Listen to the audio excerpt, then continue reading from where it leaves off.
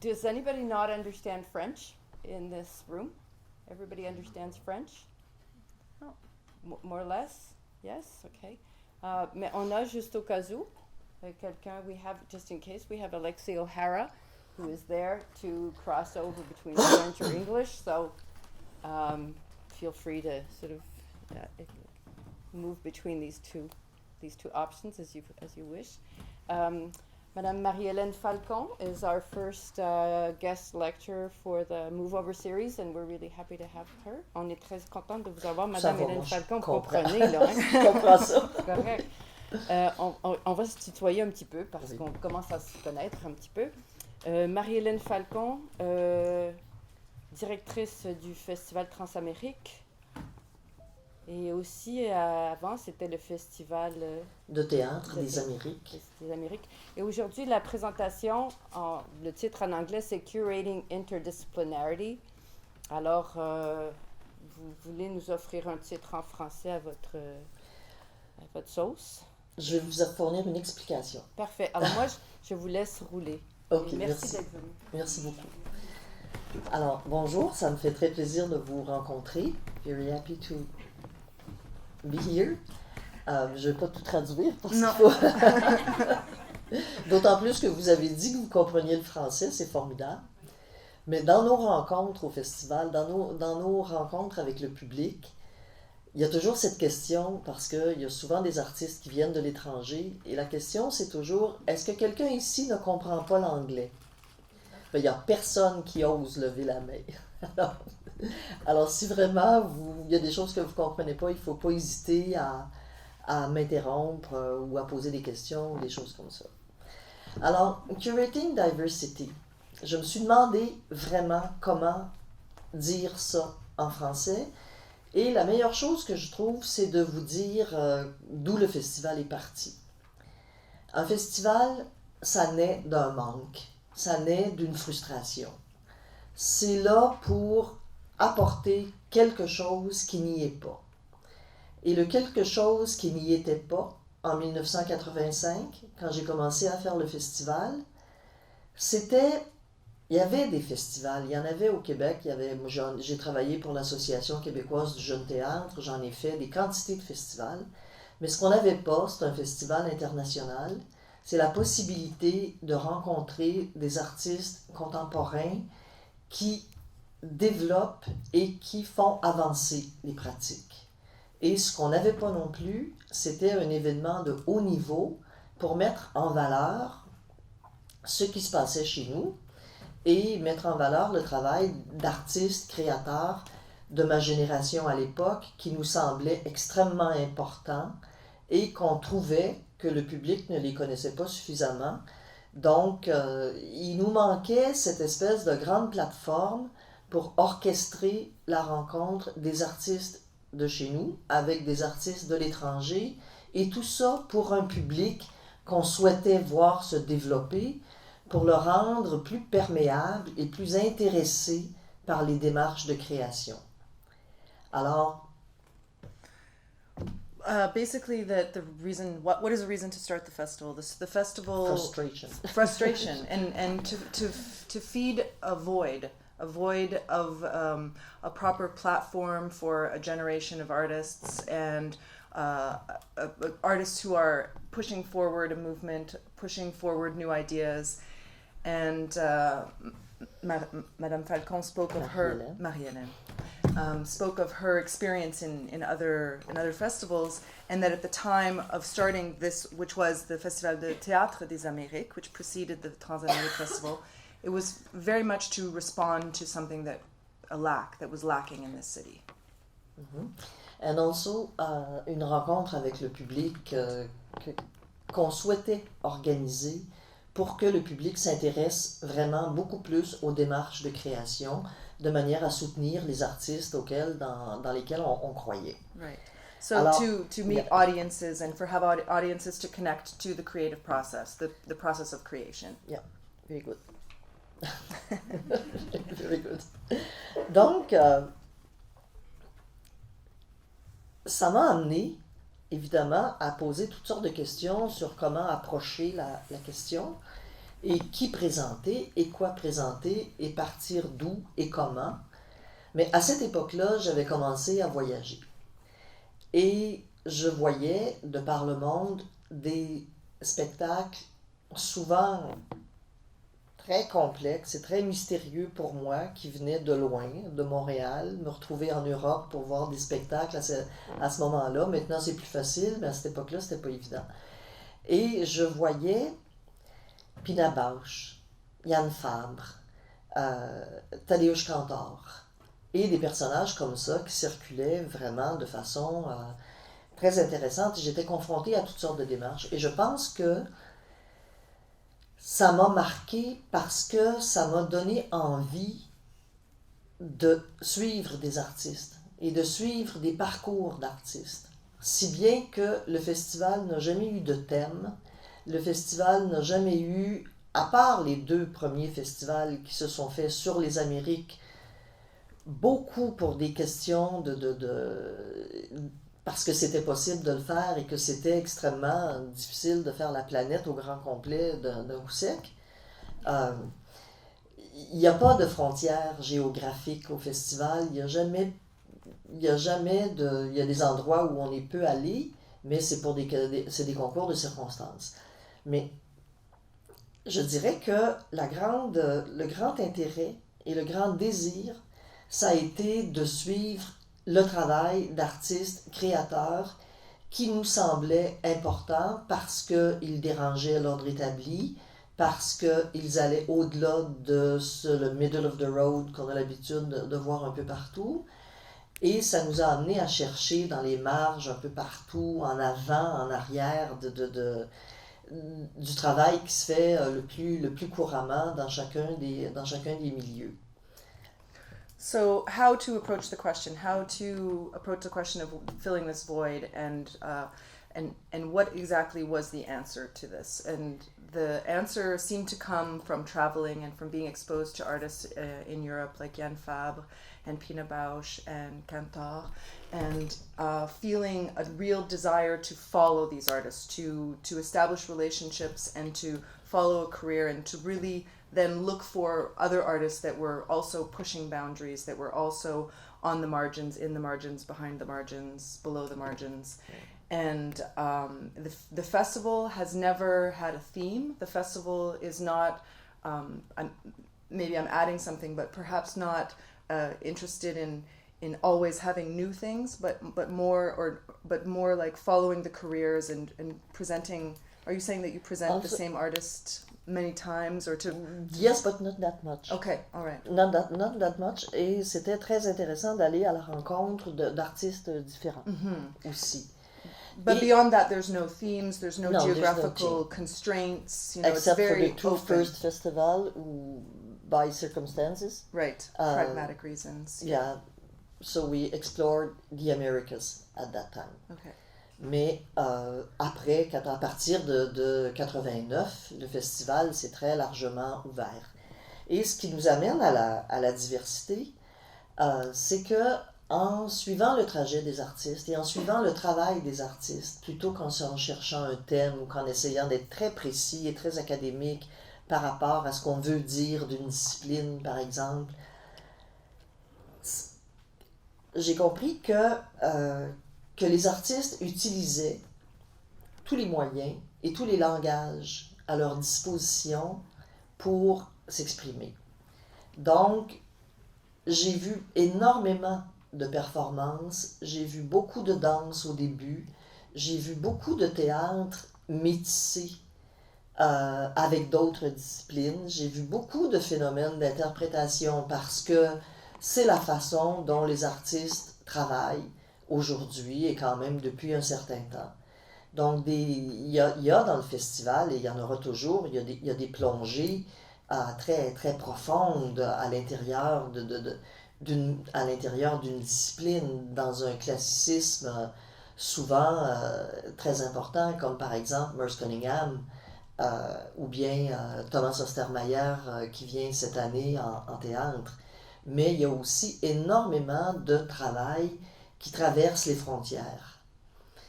Et c'est simplement, c'est pas un désir de travailler sur la diversité en particulier, mais ça naît vraiment d'un désir de suivre la pensée et les pratiques artistiques d'aujourd'hui. So it might not be a primary concern to actually seek out diversity, seek out interdisciplinarity, but it is obvious that artists will always use whatever tools are available to them, whichever means of creation there is, and that will inevitably bring about interdisciplinarity and diversity in the presentation of the work. And so, of all the performances that they present, the festival presents, of course, there are some works that are very deeply rooted in one discipline or another. And she noted Merce Cunningham as an example of a dance professional, but that in general, so much of the work will always be touched or tainted by another discipline. And I wonder if I can ask a question: if sure. you think that interdisciplinarity is more a current trend than it ever was. We get this impression that especially anybody who works in more than one discipline and who's applied for grants, they get this sort of things are, the modes of describing things are always changing. Is this a reflection of the current trends? I think it is, in a large part. It is because of the life of today, because of the importance of communication, of all different medias, also because we get so much information from everywhere, that j'ai une anecdote par exemple, c'est très intéressant parce que au tout début du festival, on demandait à Lise Lecomte du Wooster Group, que certains d'entre vous ont peut-être vu, comment elle en était arrivée à faire des pièces de théâtre avec du cinéma, de la vidéo, avec le son trafiqué, avec, oui, du théâtre, mais tellement pas conventionnel et tellement pas seulement ça. Et elle a répondu, moi quand j'étais enfant, je faisais mes devoirs sur le coin de la table. Il y avait une télévision d'allumée, il y avait une radio d'allumée, puis moi je travaillais au milieu de tout ça, donc ça donne les spectacles que je fais aujourd'hui. C'est bête comme réponse, c'est un peu spécial, mais je crois que dans la vie qu'on mène, et c'est vrai à toutes les époques de toute façon,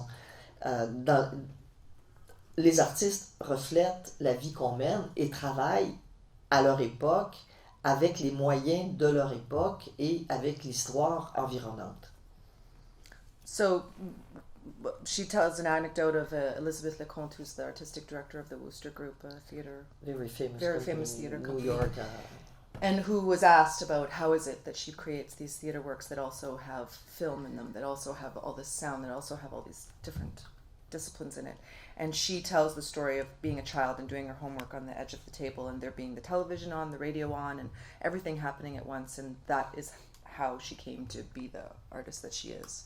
And while that's a kind of banal anecdote, it does point to the fact that we are constantly being bombarded by images, by media, and it's almost, I suppose it would be very difficult to be pure in that environment. But Cunningham is pure. Right. Huh? Sure. So, Yeah. some theater directors, although extremely important and avant-garde, of course, are also pure in that sense. Right. But there is what is moving forward really is the artists that are much more concerned with métissage and with impureté, I think. Yeah. So, and that's why we follow these artists, and that's why the festival is never the same. The festival has been moving on, presenting artists extremely different from one festival to another, and the festival has changed over the years. Changed, and a real change, major change. In 2007, we were asked to integrate dance in the festival, and we became annual. So that's a major change in our life. Now, since then, everything is really moving much, much faster. So, I think, is it okay with diversity? Do you have questions? Oui. No, go ahead. Est-ce que parfois vous vous questionnez sur le désir d'aller vers quelque chose qui va être nouveau, quelque chose qui va transcender les Oui, limites, mais c'est sûr. ou quelque chose qui va se tenir en tant que spectacle, que produit, présenté devant une foule? Est-ce que des fois vous vous questionnez justement sur est-ce qu'on essaie juste de mettre à l'avant quelque chose de nouveau ou Ben, c'est nécessaire que ce soit les deux. Parce que nouveau, bien sûr, nouvelle expérience, bien sûr, mais il faut aussi que ça rencontre le public. Si l'art est la raison d'être du festival, le public est absolument indispensable. Donc, on veut être important pour les artistes, on veut être un élément provocateur, un élément de changement, on veut que les influences circulent, mais on a besoin que le public y soit aussi. Oui. Juste peut-être parler un peu de. On a parlé de interdisciplinaire, un peu versus une vision pure. Ouais. Mais les deux peuvent être très singuliers, comme l'artiste peut, comme exemple, The Worcester Group, j'imagine, j'ai jamais vu son travail, mais avec tout ce qu'elle utilise, il doit y avoir une vision singulière par rapport à ce qu'elle veut. Donc, je vous identifie Jamie Wright, qui est danseuse Oui, oui. Oui, donc je ne sais pas si Ben, tu as autre chose à dire là-dessus, mais c'est un peu en lien aussi avec qu'est-ce Oui. qui va chercher un public. mais je dirais que la singularité des pratiques, des démarches est extrêmement importante. Ce qui nous intéresse, c'est vraiment des artistes qui ont une vision très personnelle et qui sont tout à fait singuliers et qui sont tout à fait uniques dans leur approche du travail. Alors, ça compte à chaque fois. Et quand on dit que Merce Cunningham est pur, c'est vrai qu'il est pur, mais à son époque, c'était la révolution complète. C'était tout à fait impur le travail qu'il a proposé à ses débuts et même très longtemps après. Réactionnel aussi, à son époque. En réaction, bien sûr, au classicisme et à ce qu'il y avait de conventionnel dans son époque. Il a travaillé avec un compositeur qui était John Cage. Tu vois, les ballets classiques travaillaient avec les compositeurs morts, alors que cette idée d'une jeune bande de fous qui faisait le tour des États-Unis en autobus, en faisant de la musique avec des bouts de cordes, en défaisant des pianos ou en tirant sur de la broche, bon, c'était assez particulier quand même. Oui, il y en avait une autre derrière. Okay. Stéphanie, okay. Est-ce que le travail, on appelé monodisciplinaire, est devenu marginal aujourd'hui? Est-ce qu'on les perçoit, ce genre d'artistes-là, comme sont paresseux? Ils ne veulent pas essayer de toucher à d'autres formes? Moi, je pense pas. Je pense qu'il y a toutes sortes d'artistes et chacun trace son chemin. Maintenant, il y a des gens qui sont, si on veut utiliser, monodisciplinaires, ce qui est quand même de plus en plus rare parce que les influences sont là et puis les fenêtres sont ouvertes partout, donc tout le monde porte une dose de métissage en lui. Mais je pense que ce qui est important, c'est pas tellement d'utiliser toutes sortes de disciplines pour dire quelque chose. C'est d'avoir quelque chose à dire et de réussir à le dire. Ça, je pense que c'est primordial. Moi, je pense pas que c'est moins intéressant nécessairement, mais je pense que le propos et la façon de le dire, ça compte énormément. Alexis, would you like to just, before we take some more questions, do you Well, want to we've just been talking, There's been discussion here about basically interdisciplinary work versus monodisciplinary work, interdisciplinary work versus pure work, and overall, while there may be trends now that favors interdisciplinary work, or maybe not necessarily favoring it, but that there's just more of it than work that is entirely concerned with one discipline. It's not to say that one is better than the other, and that one has more vision than the other does. There are many artists that are working in only one discipline, and they have the importance is the singularity of the voice. The importance is the vision of the creator and how easily and efficiently they transmit their vision to their public.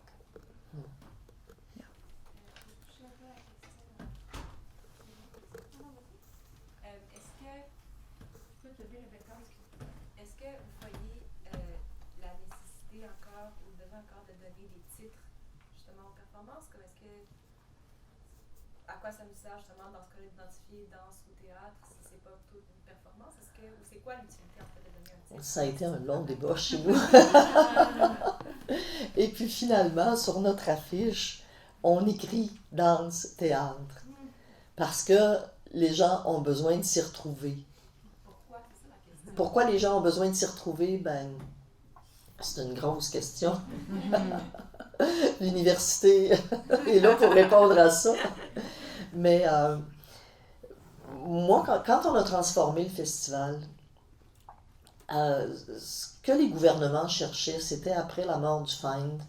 Et ça a pris quand même quelques années avant que les choses se réorganisent. Il y a eu une longue période d'interruption.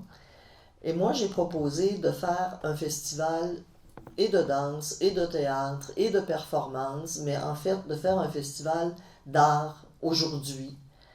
Et contre toute attente, c'est le projet qui a été retenu. C'est le projet qui a été retenu, mais les pouvoirs publics qui nous subventionnent nous demandent quand même aujourd'hui de faire une demande pour la danse, une demande pour le théâtre, au Calque, au Conseil des arts du Canada, une demande pour la danse, une demande pour le théâtre, au Conseil des arts de Montréal, une demande pour la danse. Alors, ce qu'on essayait de faire comme lien, comme passage, comme pour parler d'art, tout simplement, c'est pas encore le moment. C'est pas encore possible. De toute façon, bon. Et les gens veulent voir ou de la danse ou du théâtre, mais il y a des tas de gens qui veulent voir ou de la danse ou du théâtre, ou les deux, ou, tu sais. Alexis, do you want to just... Well, the question was relating to the importance of labeling a work, and is it important? And this is a question that the festival has been asking itself, and in many ways, the answer to that question comes from an external pressure. The external pressure being government bodies that want you to identify what's theater, what's dance, but that ultimately the consumer, I mean, they might have a bias towards one or the other, but the audience that the festival brings in is generally open to it all. And yeah. And it is a marketing défi also not to label. Then people don't understand and they just pass by.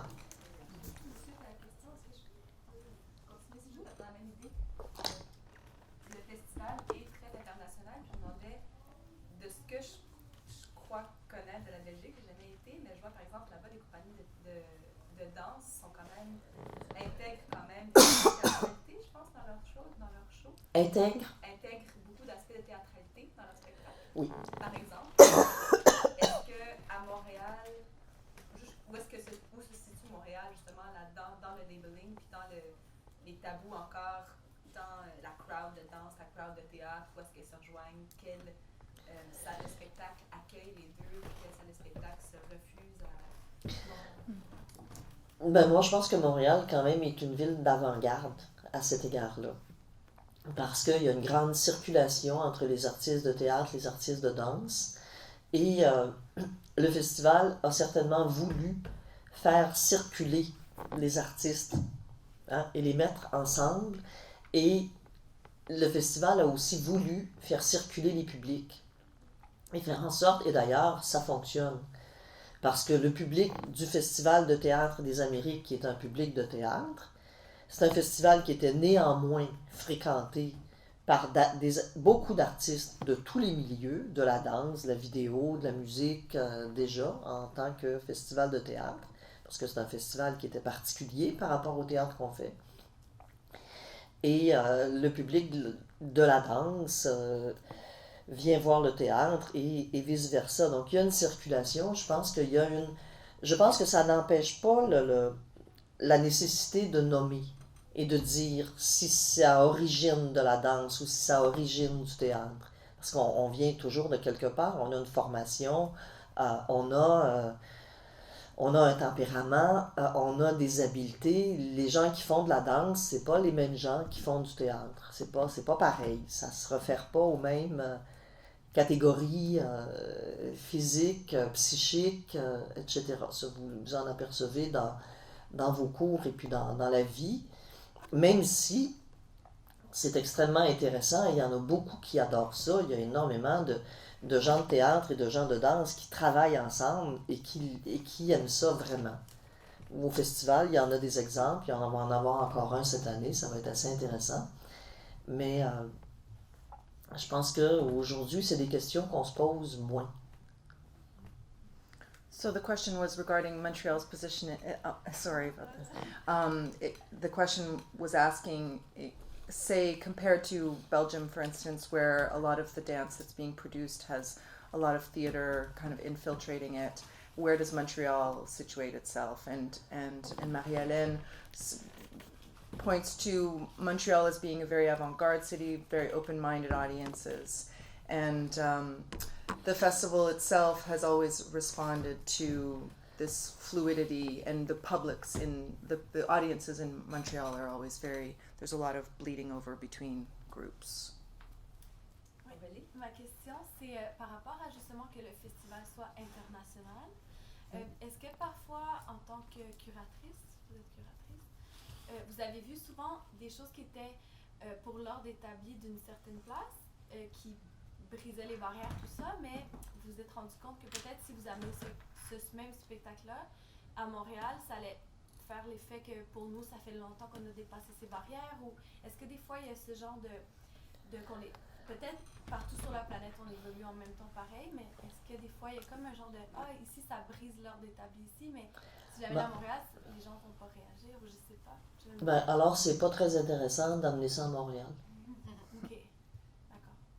Mais même si le parcours de l'artiste est intéressant, ou tout ça, ça n'a juste pas de lieu de l'amener à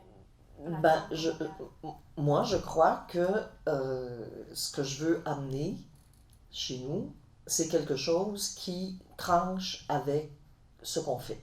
C'est quelque chose qui nous amène ailleurs. Si ça ne nous provoque pas, si ça ne nous surprend pas, si ça ne nous laisse indifférents, ça a beau être très important quelque part, encore faut-il, je crois, que ce soit intéressant pour nous aussi. Cela dit, il arrive souvent que j'invite des artistes en sachant très très bien que c'est pas toute la ville qui va se précipiter. Mais c'est pareil ailleurs aussi. Ces artistes-là, chez eux, sont aussi des marginaux.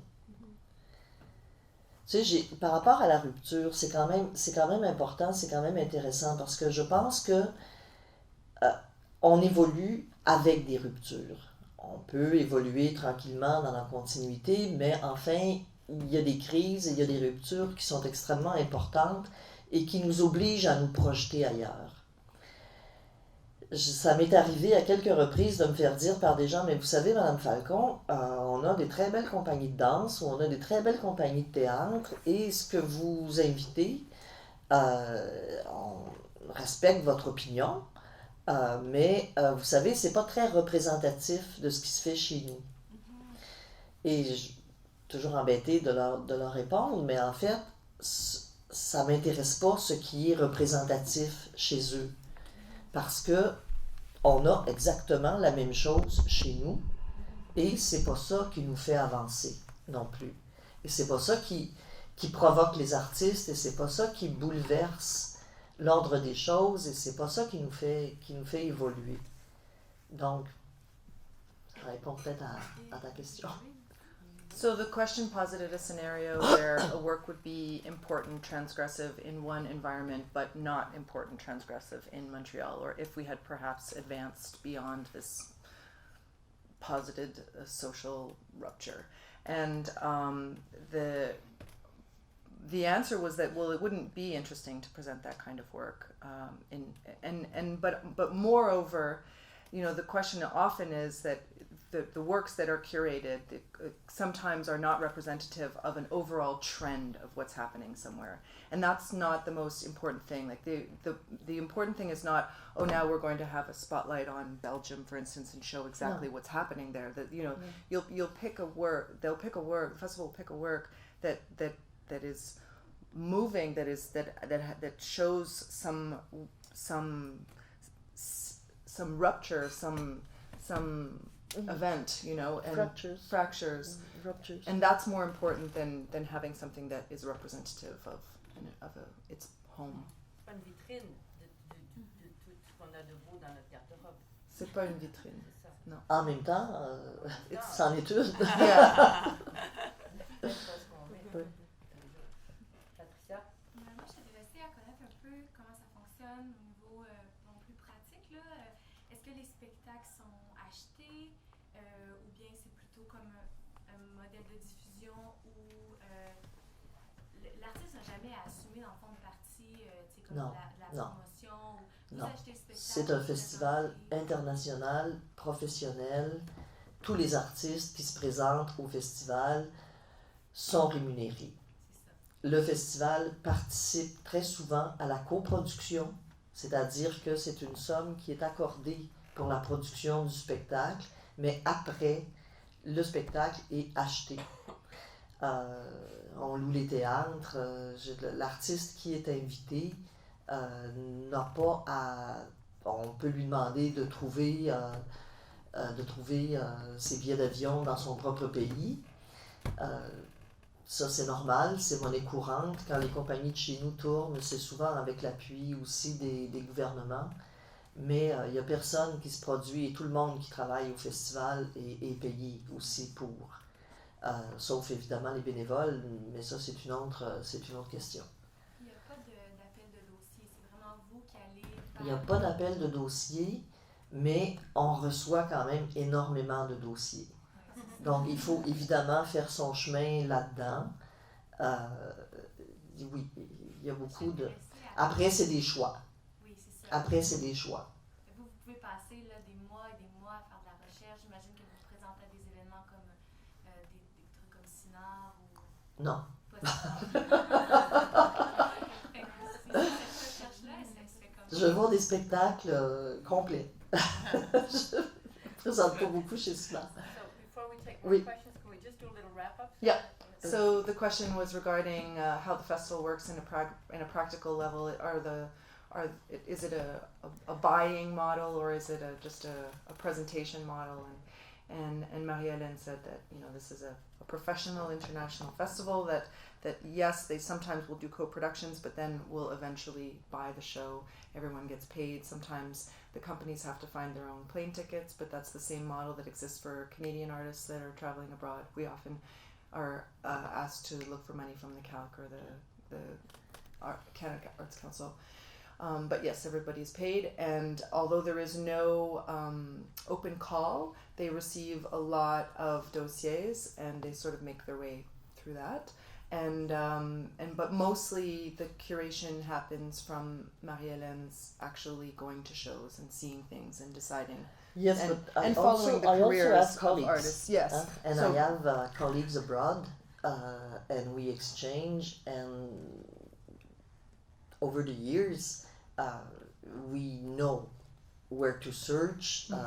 We've heard of some artists being really interesting and extremely audacious and different.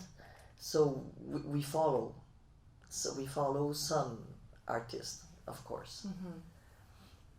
No, my question was actually like to know a little bit more about the programming. how it works. But that's one of the questions. How would you describe your approach, thematic, practical, political, conceptual, to curating a dance and theatre festival? Bon. C'est clair que il faut... Et puis le festival chez nous, il est très vaste. C'est un festival très éclectique, très baroque aussi dans ses propositions. C'est pas vraiment... Enfin, il y a une ligne, bien sûr, artistique et politique qui se dégage du festival, mais il n'y a pas un trait qui est suivi de façon très rigoureuse non plus. Ce que je disais au début, c'est que, règle générale, c'est des rencontres avec des artistes qui ont été des déclencheurs et qui ont construit la suite, qui nous ont amenés à chercher dans telle région ou dans telle direction ou autour de tel et tel artiste, il y a un foyer de création important et on va aller voir ce qu'on trouve par là. Je ne suis pas toute seule à voyager, j'ai 2 conseillers à Montréal et puis j'ai beaucoup de collègues à l'étranger. Mais ce qui m'a amené dès le début à aller dans des festivals, parce que là, un festival, c'est vrai, c'est formidable, ça réunit, ça rassemble beaucoup de monde. Et quelqu'un a déjà fait des choix, donc c'est intéressant de voir comment ça se joue. Mais c'est pas suffisant, à mon avis. Je pense qu'il faut aller un peu plus loin que ça. Il faut aller à côté aussi. D'ailleurs, on est très, très curieux. On est à peu près tous pareils, les directeurs de festivals. Quand on arrive quelque part, on regarde le programme du festival, puis tout de suite, on veut savoir s'il y a d'autres choses à côté. Mais les invités, nos invités, les étrangers qui viennent au festival, ils font pareil. Alors on leur dit, ben oui, il y a ça, mais tu sais, il ne faudrait pas que tu oublies ça. C'est pas dans le festival, on ne peut pas tout faire. Et alors ils sont drôlement contents parce que la curiosité, c'est le moteur. Si on n'est pas curieux, on ne peut pas faire un festival. Parce qu'il faut vraiment retourner les pierres. Alors évidemment, c'est long, c'est beaucoup de travail, il y a beaucoup d'artistes, c'est clair qu'on échappe à chaque fois des merveilles parce qu'on est absolument incapable de tout faire, mais l'idée, c'est de réussir à donner une idée, justement, un sentiment, une compréhension, même partielle, de notre époque. Or, les artistes qui travaillent à partir de leur époque ou qui cherchent à avoir une incidence et une influence dans leur époque sont pour nous des artistes extrêmement importants. Les créateurs aujourd'hui ne sont pas isolés du monde. Il n'y a personne qui travaille dans une tour d'ivoire. Tout le monde travaille les uns avec les autres. Et les réalités de la vie d'aujourd'hui, qu'elles soient sociales, intimes, personnelles, politiques, elles sont très importantes et c'est ce qui réussit, c'est ce qui nous donne l'impression qu'un festival finalement a un thème. Mais en fait, pas vraiment. Il y a une sensibilité d'époque, il y a le fait qu'en voyageant et en cherchant, on a rencontré des artistes qui avaient une même préoccupation ou un même instinct de débusquer les failles, les problèmes, les fractures individuelles aussi, les fractures sociales, et qui nous le mettent sur la scène. So I have to start interrupting you. Sorry. Oh no, it's okay. I mean,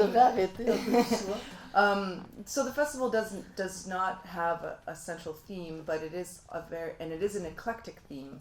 But there would be a kind of directing line that could be traced to just see that the festival is a reflection of a contemporary reality, a contemporary artistic reality.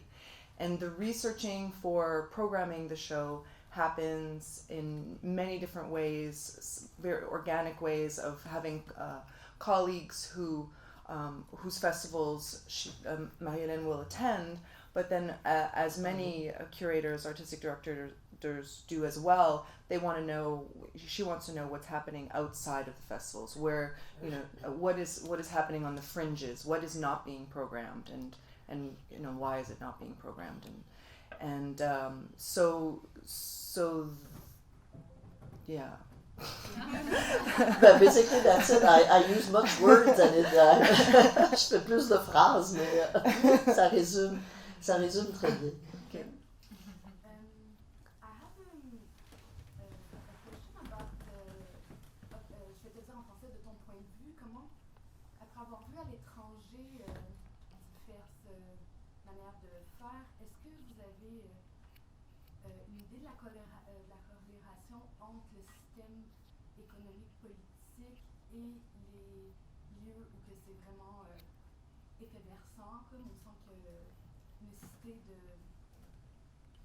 de pousser quelque chose? Comment je pourrais dire ça? Est-ce que vous avez l'impression que les systèmes économiques ont une influence sur la productivité de la relève? Toujours.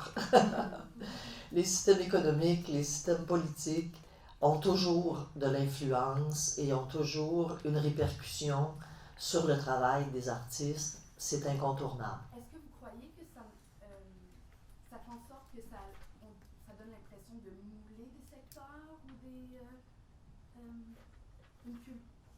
une manière de faire ou une ouverture? Ce qui donne une manière de faire, je dirais, c'est la culture, c'est l'environnement. En Allemagne, on a une manière de faire du théâtre et on a une manière de faire de la danse parce qu'il y a une histoire qui s'est développée au fil des ans, donc il y a des traditions. Il y a le respect immense pour les arts et pour le travail intellectuel et pour le travail artistique. Et il y a de l'argent à la disposition des artistes d'une façon générale. C'est le cas dans à peu près tous les pays d'Europe. Mais c'est assez particulier à l'Europe quand même, il faut dire. Et donc, il y a des écoles. Et il y a une société qui fait que, oui, il y a des façons de faire et ça se reflète, évidemment, parce que tout le monde vient plus ou moins d'une même souche. Oui. Par contre, en Afrique, mettons, au Congo, par exemple, parce que j'ai invité il y a quelques années un artiste congolais qui, évidemment, travaille avec rien du tout. Il n'y a pas de tradition. Il y a des traditions, il y a des traditions folkloriques, évidemment.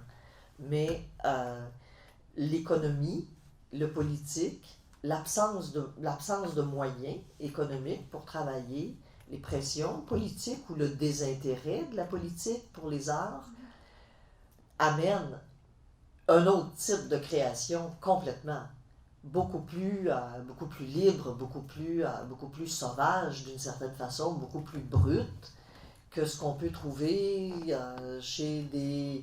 dans des centres chorégraphiques français où et tout est très policé, et tout est très organisé, etc. Il y a toujours une influence, toujours.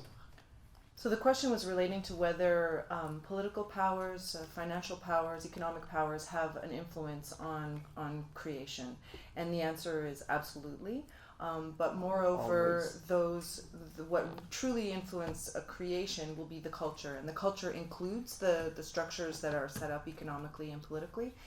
For example, speaking about Germany, where there's a long tradition of funding the arts, a long tradition of fostering the arts, of how and therefore traditions and models get established as to how work is created and possibly even what kind of work is created.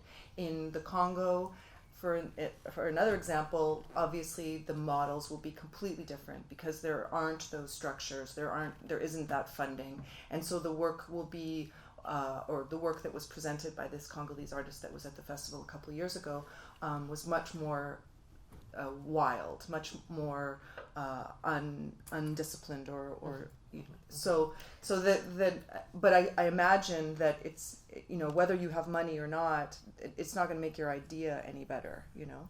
So No. it's just going to be how are It's you how how your you- idea will develop and will reach the audience. Yes. Yeah, that's it. Pascal? J'avais une question sur le choix des pièces ou les œuvres que vous allez choisir. Oui. Il y a beaucoup d'art, c'est pas pour tout le monde. Il n'y a pas deux personnes qui vont se sentir exactement pareil envers une pièce. Je me demandais où. Ça dépend. Quand toute une salle se lève en même temps, C'est vrai. Il y a du monde qui aime pas de l'art, il y a du monde qui aime beaucoup ça.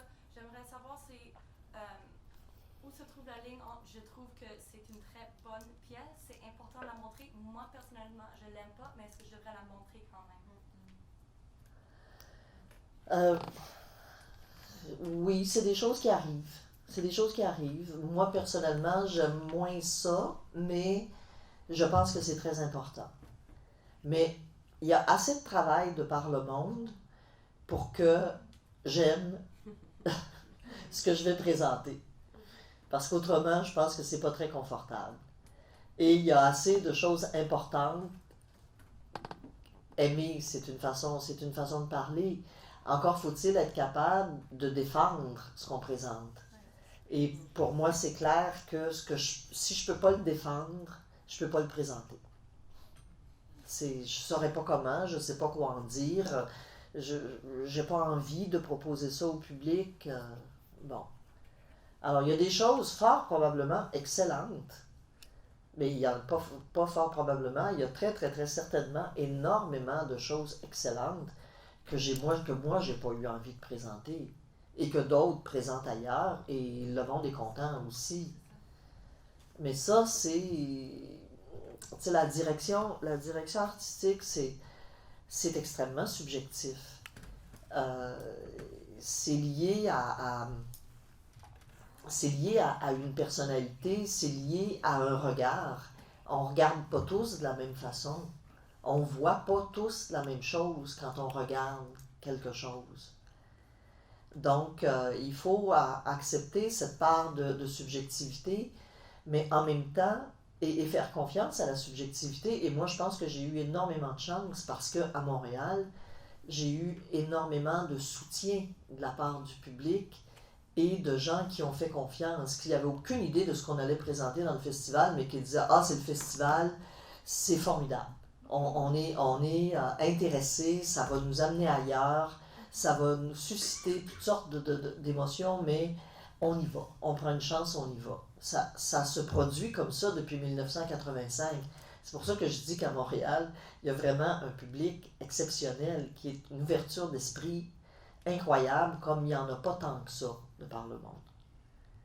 Mais So the question was relating to whether, seeing as people's tastes vary so much, does it ever happen that that the festival presents work that Marie-Hélène doesn't like but thinks should be presented, and she spoke to this idea that regardless of liking something, the idea is that it has to be important and it has to be something that she can defend. So if she can't defend the work, there's no reason for her to present it, and that the curation of anything is obviously always going to be a very subjective process. The person who is the artistic director has their own ways of seeing things, their own ways of interpreting things, and that in turn will reflect on the choices that are made.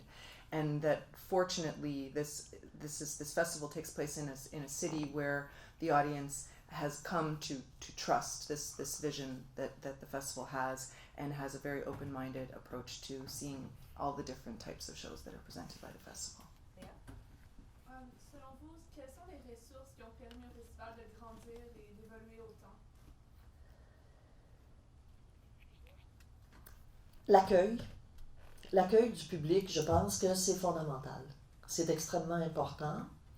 L'appui des artistes, c'est extrêmement important aussi parce que les artistes ont reconnu dans le festival un événement qui leur était précieux et qui leur était important parce que ça leur permet de voir ce qui est plus difficile de voir. De toute façon, maintenant, les gens voyagent beaucoup plus, disons, mais néanmoins, c'est pas tout le monde qui prend systématiquement l'avion pour Londres ou pour New York ou pour Tokyo pour aller voir des spectacles. Donc, que ça vienne chez nous.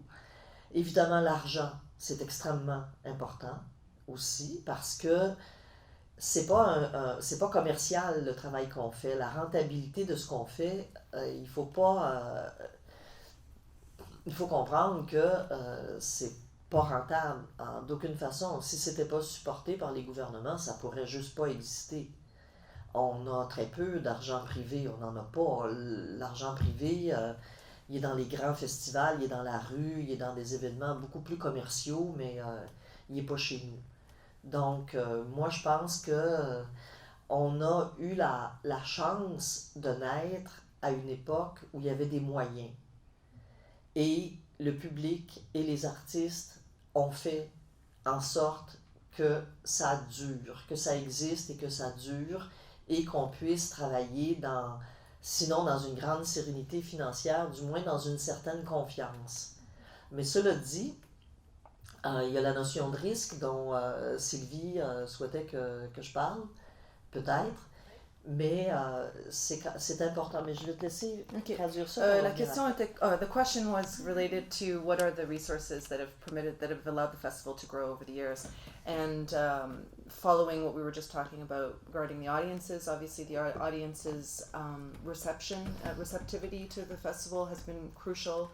The fact that artists, it's an artists' festival, I would add myself, that it's so therefore the relationships that have developed, the support from artists who not only participate as performers but as spectators, and then obviously unavoidable resource is money, which the festival was lucky enough to have started at a time where there were resources, there was less precarity in terms of funding, and that the public, the audience's reception and the way that the prestige that has built around the festival has allowed them to have a certain level of comfort. This would not exist without government support because there is no private money involved in the funding of the festival. The private sector seems to be more interested in more commercial festivals, like I suppose like the Jazz Festival and Just for Laughs, and that's not what this festival presents. This isn't commercial work, and it wouldn't exist without government support because while the audiences are there, I mean the productions are just so much more expensive than what is generated at the box office. On prend juste une question, puis après Madame Falcon continue sur le risque. Marie-Hélène En fait, je veux savoir c'est quoi, comment qu'on peut balancer à qu'est-ce qui est plus accessible, qu'est-ce qui est un peu plus avant-garde, tu sais, par exemple le Continental, ça c'était vraiment plus accessible pour tout le monde. Comment qu'on balance un festival comme ça pour aussi justement qu'on ait plus de public à venir voir des trucs? Ben justement, moi je pense que il y a des gens qui vont dire autre chose. Moi je pense que c'est nécessaire de balancer jusqu'à un certain point. Il n'y a pas de festival comme il n'y a pas de représentation de rien s'il n'y a pas de public. C'est clair que la communication, l'art c'est un dialogue, la communication elle doit exister. Et il faut que l'intérêt et la confiance s'établissent de part et d'autre. Mais, alors là, ça peut être plus commercial, moins commercial, on peut prendre plus de risques de présenter des œuvres qui nous semblent importantes, mais qu'on sait qui ne vont pas nécessairement plaire à tout le monde. Je pense que on dit souvent, l'expression est là, les risques de la création. Je ne sais pas vraiment exactement qu'est-ce que ça veut dire, les risques de la création. Il y a des artistes parmi vous, vous pouvez peut-être m'éclairer. Est-ce que vous prenez des risques quand vous travaillez? Moi, je pense qu'on en prend tous les jours. le risque de découvrir quelque chose, le risque d'apprendre quelque chose, le risque en poursuivant une recherche d'arriver ailleurs que là où on pensait aller. Mais la création, c'est un risque de tous les instants. Quand on le fait sincèrement, bien sûr, on peut appliquer des recettes. À ce compte-là, on risque rien. Ça va marcher, ça va être parfait. Il n'y a pas de problème. Mais quand on est dans l'expression puis dans la recherche d'une forme ou dans la recherche d'un discours, on est toujours, je crois, en état de risque. Dites-moi si c'est... Ben, c'est vrai, et vous, le festival, surtout, vous demandez un risque auprès de vos publics, auprès du public. Oui. C'est ça qui est le fun. Oui. Qui Parce que embarque dans ce nous, risque. on souhaite accompagner justement la création et les artistes qui sont en création et qui prennent effectivement des risques tout le temps. Alors nous, quel risque est-ce qu'on prend? On prend le risque que ça ne rejoigne pas le public. On prend le risque que ça ne marche pas, qu'il n'y ait personne dans la salle, qu'on perde de l'argent.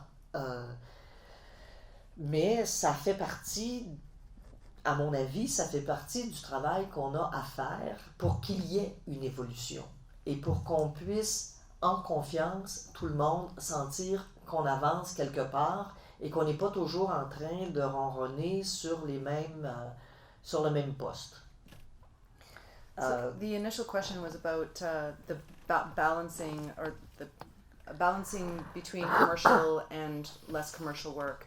And obviously the festival has to negotiate that territory because while it's important to present edgier works that are dangerous in some way, there's no point in producing anything if there's not going to be anybody in the audience. So there will always be a balance between negotiating crowd pleasing with, difficult works.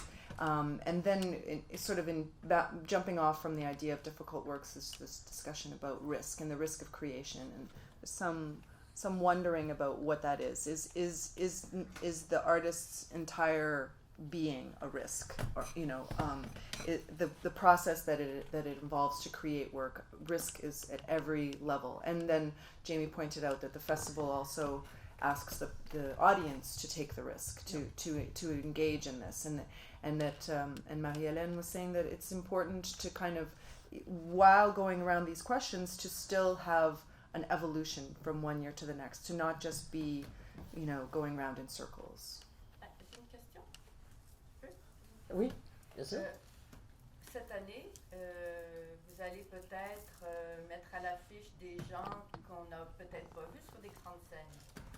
Oui. Et qu'on a vus dans des petits formats. Et comment est-ce que vous travaillez avec ces artistes-là pour les aider à faire ce passage de contextes familiers à des contextes où ils sont beaucoup plus exposés, ils vont peut-être faire ils pourraient faire peut-être le même spectacle dans cette salle-là, mais dans le cadre du festival, c'est complètement d'autres attentes. Ben, par exemple, un exemple, Louise Le Cavalier, qui est une interprète absolument fabuleuse, que vous connaissez tous, que vous avez vu sur des grands plateaux, avec La La La, que vous avez vu ensuite avec Benoît Lachambre, où elle a une part de création très importante dans les spectacles. Cette année, on va présenter sa première chorégraphie. Alors, c'est Louise, danseuse, mais Louise, chorégraphe. Et on va le faire sur le plateau de Maisonneuve. Alors, c'est culotté. C'est sa première pièce.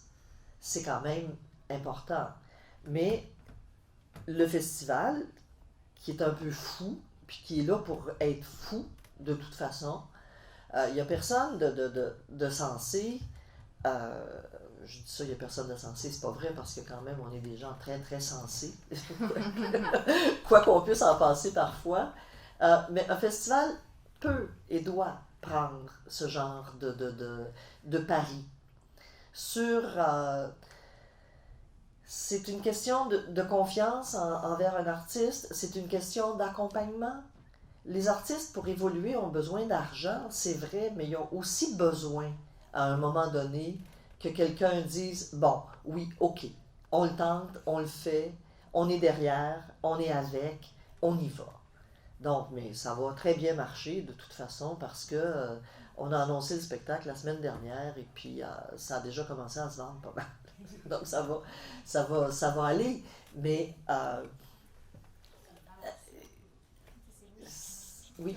Mais avec Louise, vous avez tout de même présenté son travail d'une certaine façon avec Children puis A Few Minutes Oui. Block. Absolument. Donc, il y a tout de même une certaine sécurité sur qu'il n'y a jamais. Oui, ben, elle est connue aussi, c'est clair. Louise Le Cavalier, tout le monde la connaît. C'est C'est un risque pour elle. là. C'est un risque pour elle. Mais je veux dire, en fait, est-ce que vous allez offrir cette plateforme-là à des artistes qui n'ont pas encore du tout été testés avec le festival, qui ont fait des beaucoup plus petites scènes? que Ben, vous ça avez? dépend.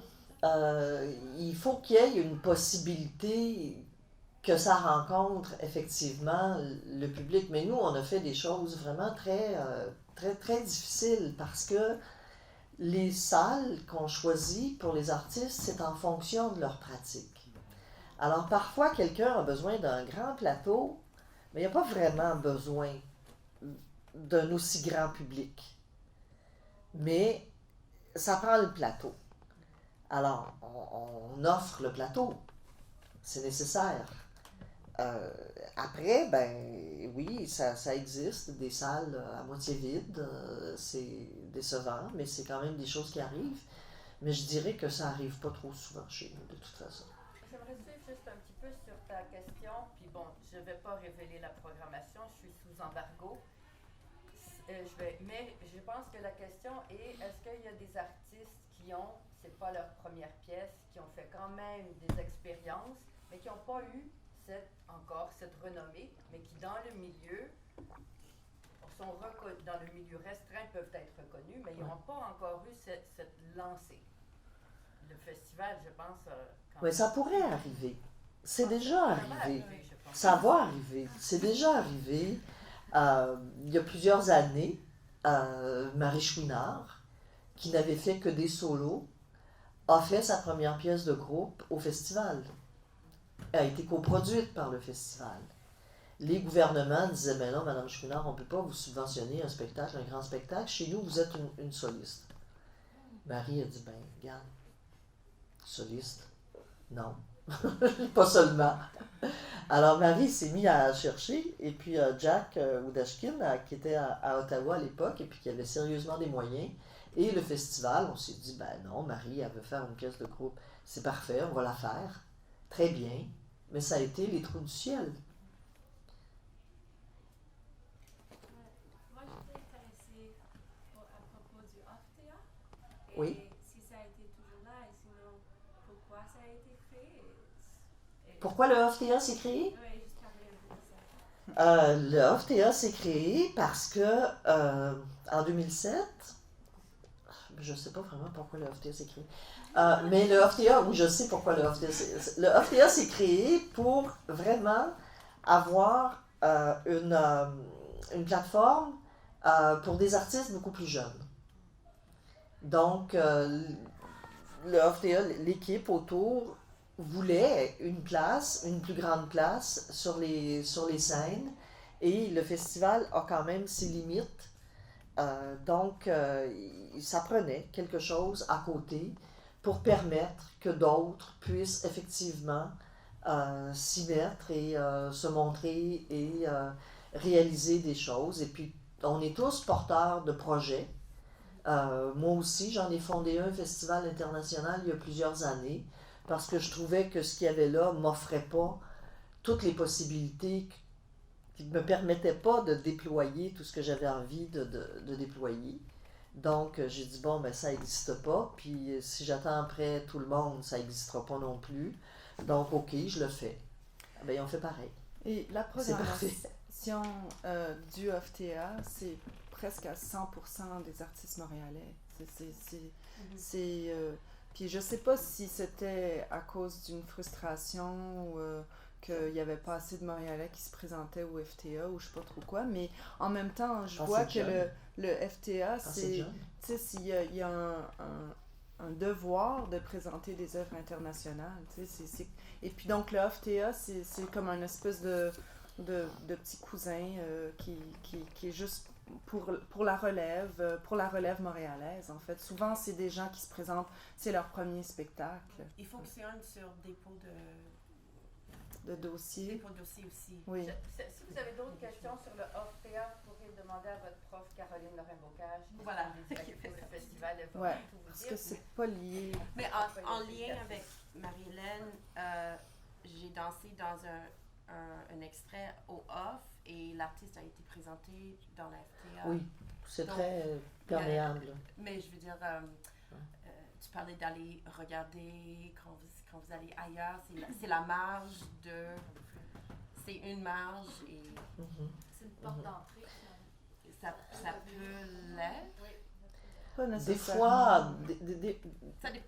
des fois, de toute façon, il y a beaucoup d'artistes qui ont été présentés dans le festival à un moment donné qu'on retrouve dans OFTA.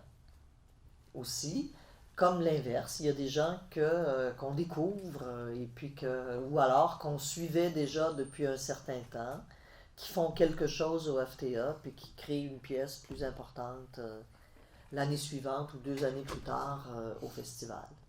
Je pense qu'on regarde à peu près le même monde, on est dans la même ville, on cherche sensiblement la même chose, avec des moyens bien sûr extrêmement différents, mais c'est juste normal qu'on se rencontre, qu'on se retrouve à présenter des artistes d'une même famille.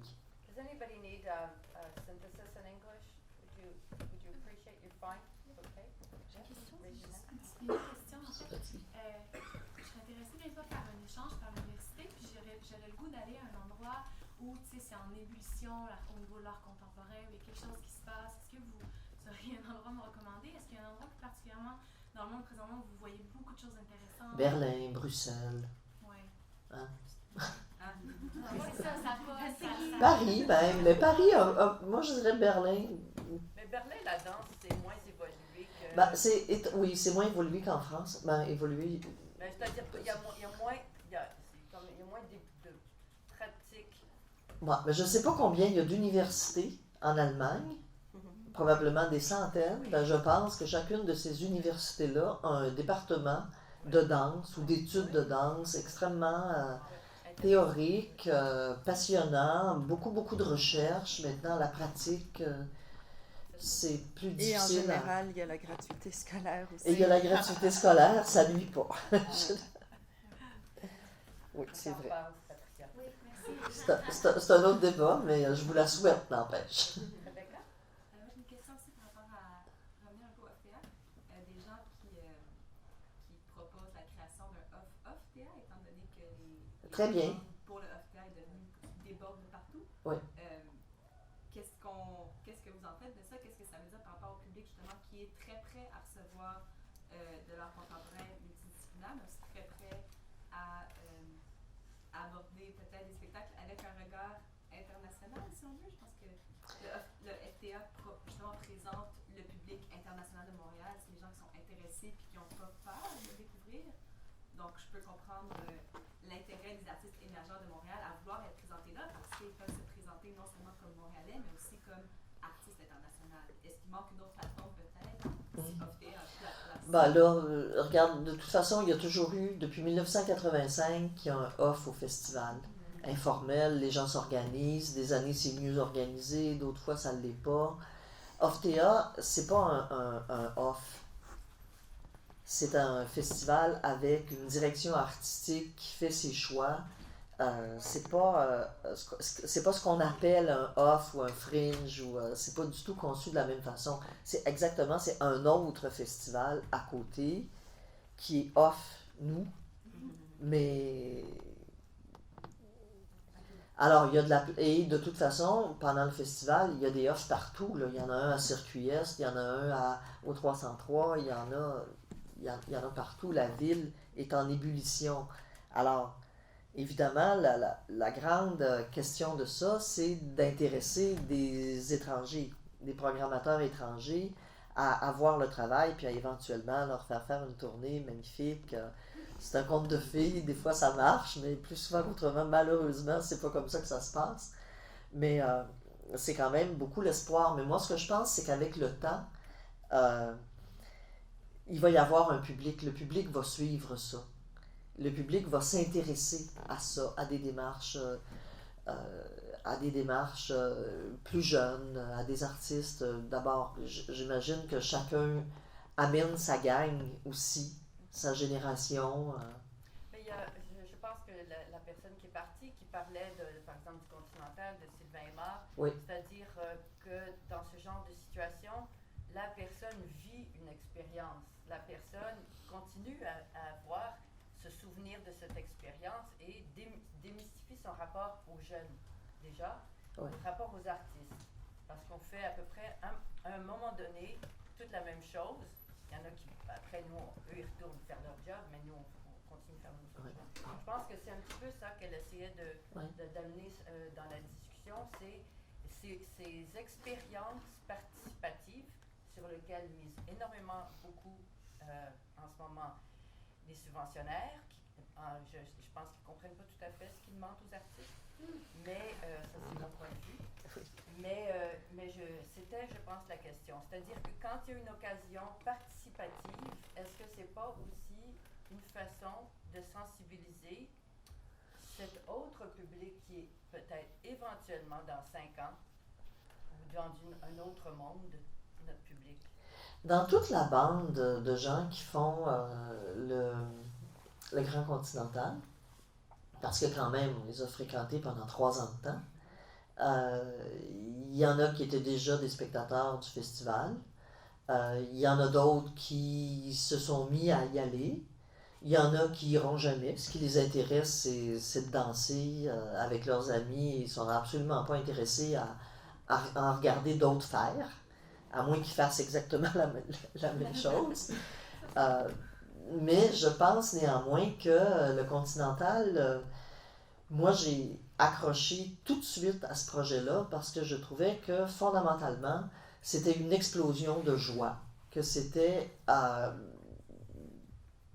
que les gens qui le faisaient étaient vraiment passionnés de ça et que c'était absolument émouvant et plaisant à regarder malgré les maladresses, malgré tout, et que ça créait un plaisir, une occasion de plaisir, ma foi. Dans la vie, il n'y en a pas tant que ça tout le temps. Et c'est pas bête, c'est pas. C'est formidable à faire, puis c'est formidable à voir. Et ça permet justement à des gens de se rapprocher des pratiques et puis d'avoir envie d'être là, d'avoir envie d'en faire partie. Je pense que c'est correct, c'est bon.